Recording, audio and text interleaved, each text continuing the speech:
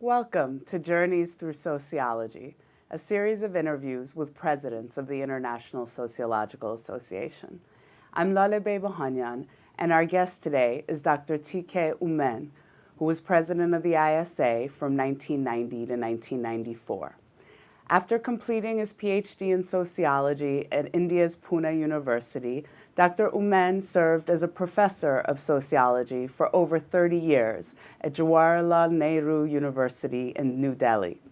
Over the course of his career, he's done extensive research on professions, religion, and social movements, as well as contributing to the development of social theory, particularly in terms of critiques of Western sociology.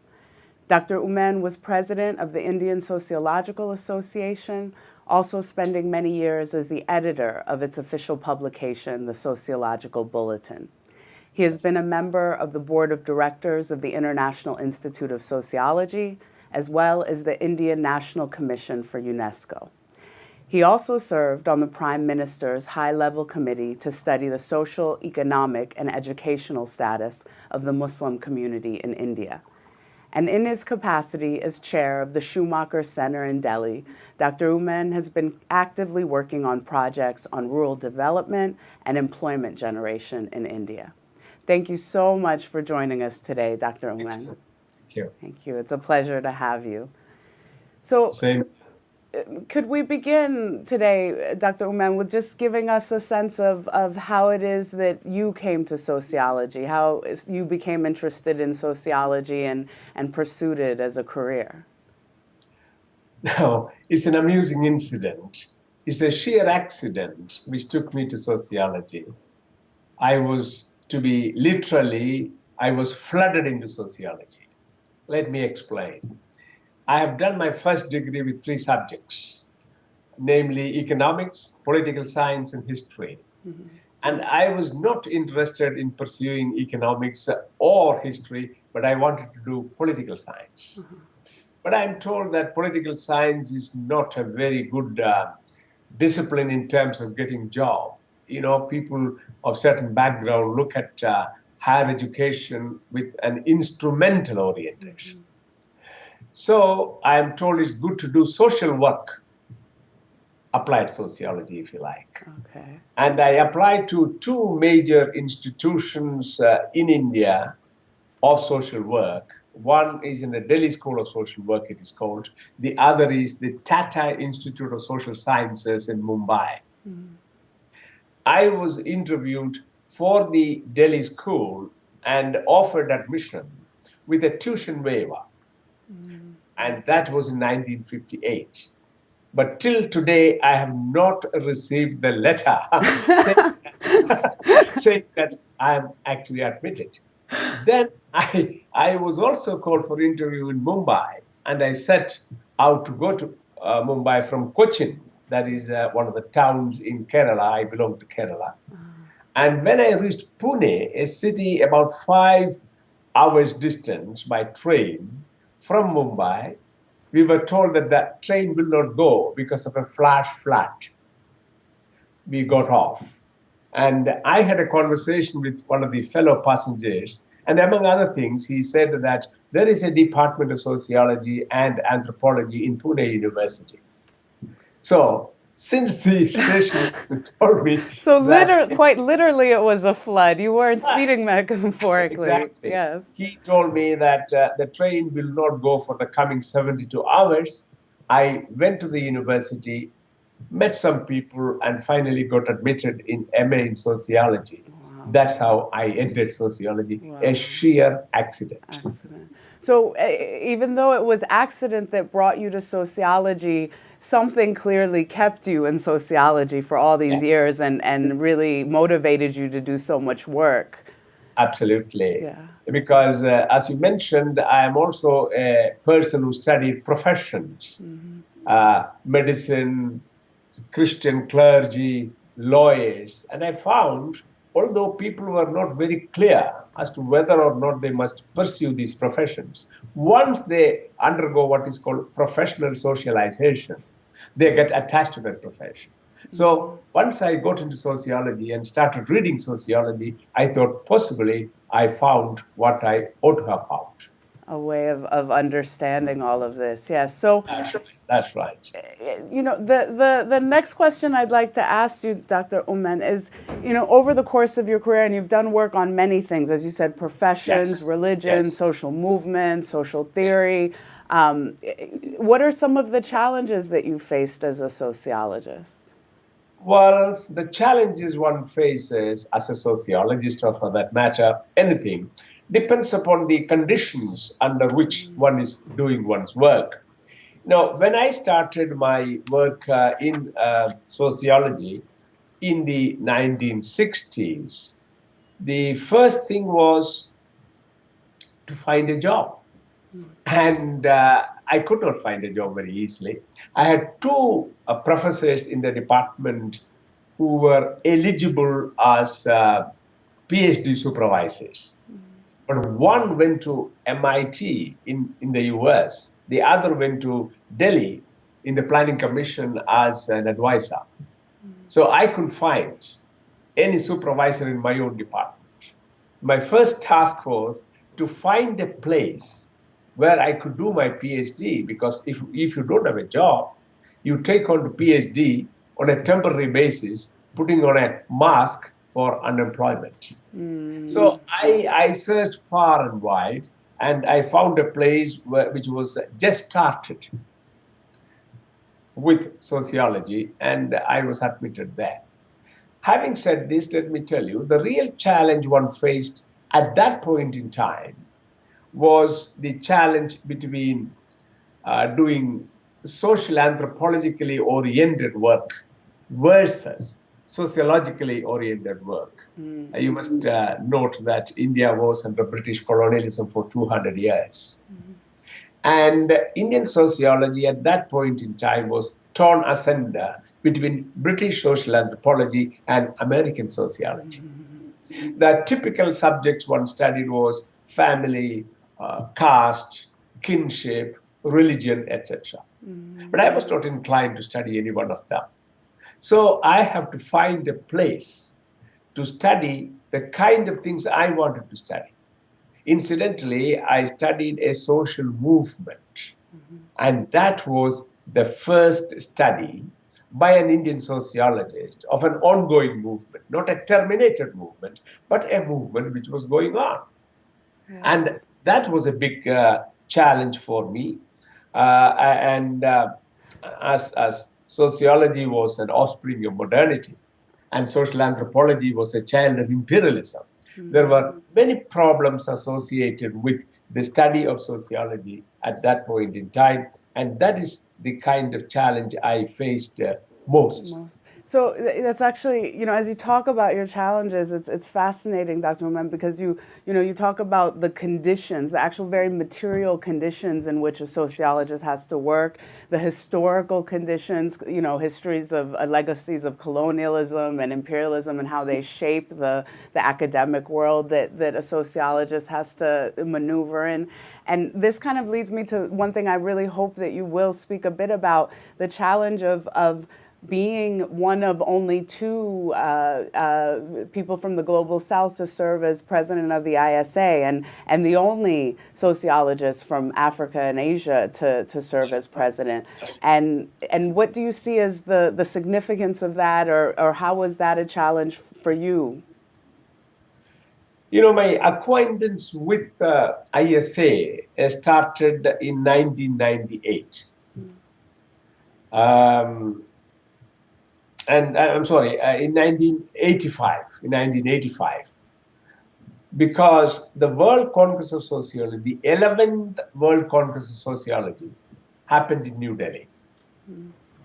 And 1 year before the Congress, which happened in 1986, I was designated as the Secretary General of the World Congress. That's how I started my interaction with ISA. And please remember, those days, sociology was by and large a Euro-American enterprise as a discipline at the world level via ISA. But even the 10th World Congress of Sociology, which happened in Mexico, Latin America, if you talk in terms of the third world countries, was by and large something which happened in the white world, the world of the whites, because Latin America is a transplantation of Spanish and Portuguese people.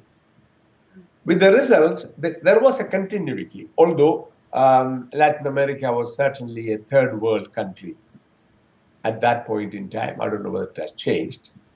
So my first challenge was make it truly international, although we called it International Sociological Association. But the sociology as a discipline was international, was a very doubtful proposition at that point in time. So I did several things. ISA has 2 wings. One is the Association of the National Presidents. It is called ISA Council. The other is the Association of Research Council people. Now, the ISA presidents used to meet only at the time of the ISA congresses. That means they meet from one congress to another. By the time they change also, once in 4 years. I have started the practice of an ISA council meeting once in between the Congress. The Congress takes place only once in 4 years. To increase interaction. Exactly. Yeah. So this meant the ISA presidents, who are actually the presidents, ISA council members, who are the presidents of national associations, got much greater opportunity to interact with ISA. Yes. And that I thought was an important step that I've taken in order to internationalize sociology, because the research council members were not elected by national associations. They were somewhat closed enterprises. And most of the people who were active those days in the research councils were from the first world. Neither the second world, certainly the third world people were not very much involved. So by bringing in the presidents of the national associations, there was a true internationalization. Yes, close to the ISA. I thought there was a step towards internationalization.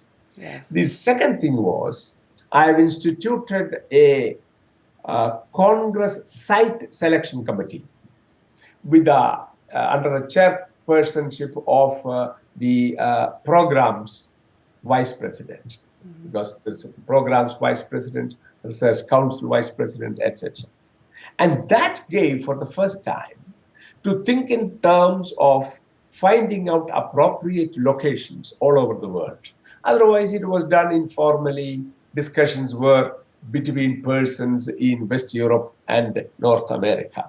And this also, in one sense, increased the visibility of ISA as an association. In other parts of the world. Yes. The third thing I did was Spanish as a language was added as the third official language of ISA. Earlier it was English and certainly French. But as you know, the entire continent of Latin America, with the exception of Brazil, are all Spanish speaking. And by bringing Spanish as an official language of ISA, I thought the scope of attracting more people, not speaking French or English, but knowing only Spanish. Yes. That also has... And that seems to be something that the ISAs continue to try and develop by bringing in more and more languages as a way of truly internationalizing. Exactly. Yes. And one more thing I did, and that was instituting a fund, an ISA fund.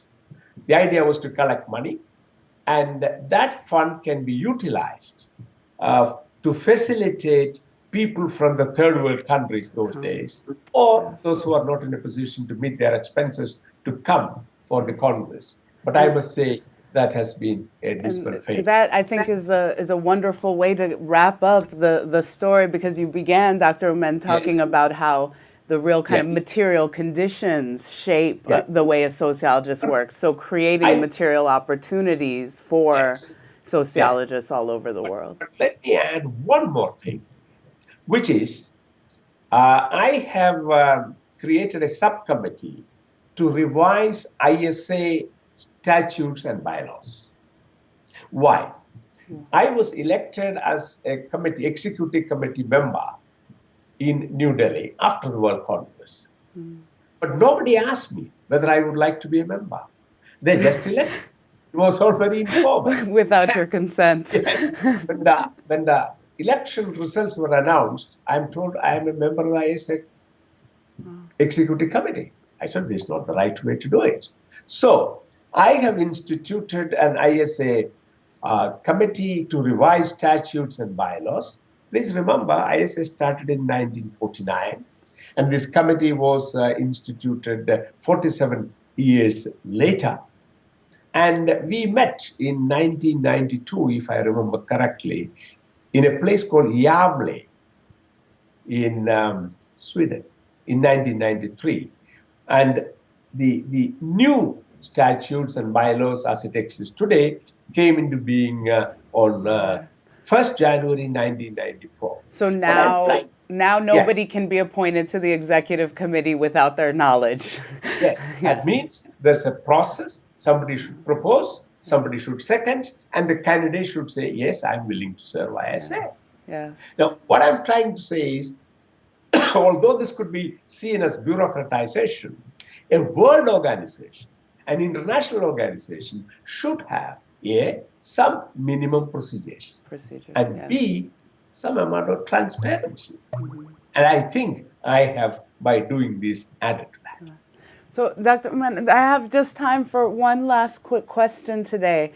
You know, if we can, excuse me, we're going to have to disconnect, yeah.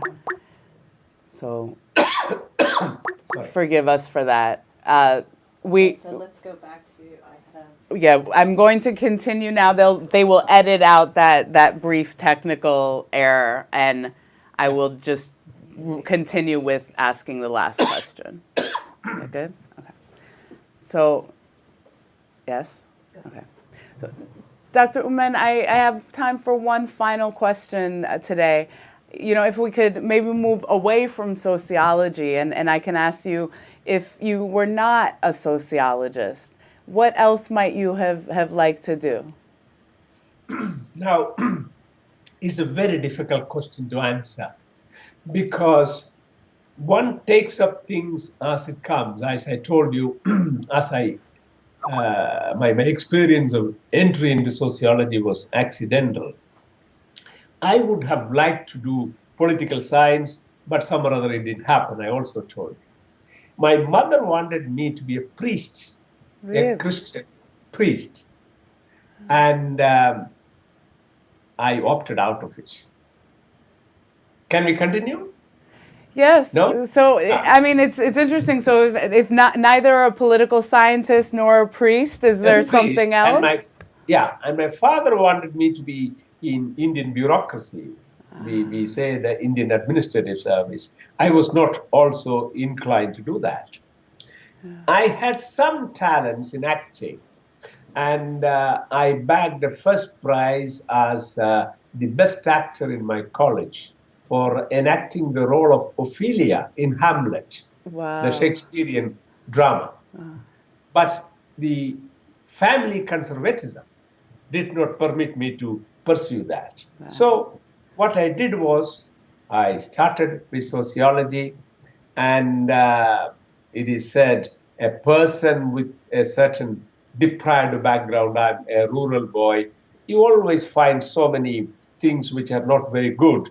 And I find the abominable caste system, the grinding poverty, the oppressive patriarchy, all unacceptable.